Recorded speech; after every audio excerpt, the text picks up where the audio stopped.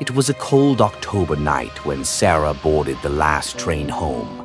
The station was eerily empty, except for the faint hum of the wind outside. The doors slid shut with a soft hiss, sealing her in with the dim, flickering lights and worn-out seats. She sighed in relief, glad she had made it just in time. She pulled her coat tighter around her shoulders and settled in for the hour-long journey. As the train rumbled down the tracks, she noticed something odd. There were no other passengers. Usually, even at this late hour, there would be a few scattered commuters. But tonight, she was completely alone. Or so she thought.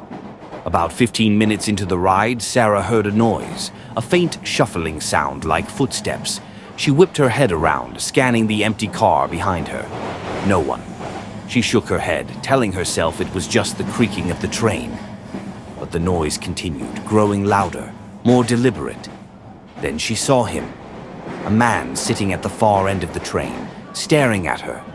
His clothes were tattered, his face pale and gaunt, like he hadn't seen sunlight in years.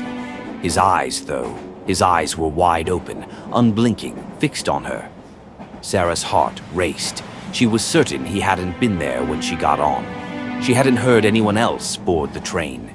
She tried to ignore him, focusing on the passing darkness outside the window.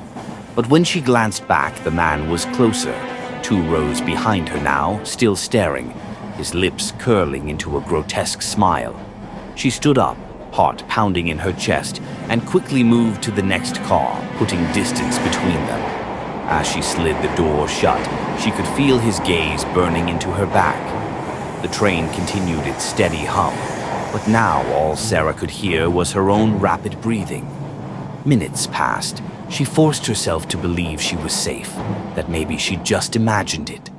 But when she turned around again, the man was there, this time sitting right across from her. "Who are you?" she whispered, her voice trembling. He didn't answer. He just smiled wider, his teeth yellow and jagged, eyes still locked on hers. Then, slowly, he began to stand up. Sarah bolted.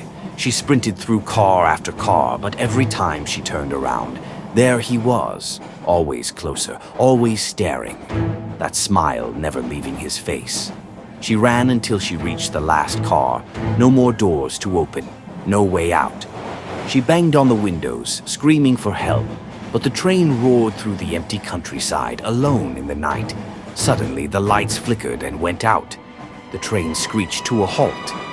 In the silence, she could hear only the man's slow, deliberate footsteps drawing nearer. The last thing Sarah saw before the world went black was his twisted, grinning face looming over her. The next morning, the train arrived at its final station. The doors slid open. The conductor stepped on board to check for any remaining passengers. The train was empty.